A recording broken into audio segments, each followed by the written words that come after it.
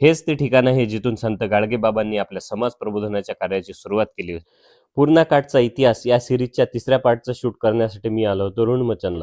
आकाश भाऊंना सोबत घेऊन आज मी अशा ठिकाणी पोहोचलो जिथे गाडगेबाबांनी आपलं पहिलं कीर्तन केलं होतं. पूर्णा नदीच्या तीरावर वसलेलं आणि गाडगेबाबांच्या इतिहासात नोंद असलेलं हे सुंदर इथे पोहोचल्या पोहोचल्या आम्ही मुदगलेश्वराचं दर्शन करून घेतलं. नदीच्या अलीकडून आहे मुदगलेश्वर संस्थान आणि नदीच्या पलीकडून आहे गाडगेबाबांनी बांधलेलं लक्ष्मीनारायणाचं मंदिर.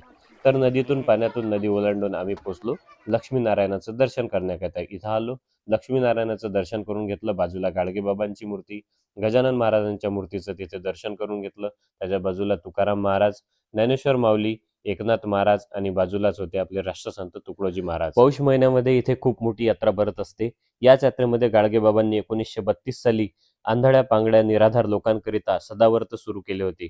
ते सदावर्त आजही अखंडित सुरू आहे. त्याचं स्वरूप सुद्धा खूप मोठं आहे. यामध्ये खूप सारे दानशूर लोक जुळलेले आहेत. पौष महिन्याच्या शेवटच्या रविवारी हे सदावर्त होत असते. 1908 साली याच पूर्णा नदीवर गाडगेबाबांनी घाट बांधला होता.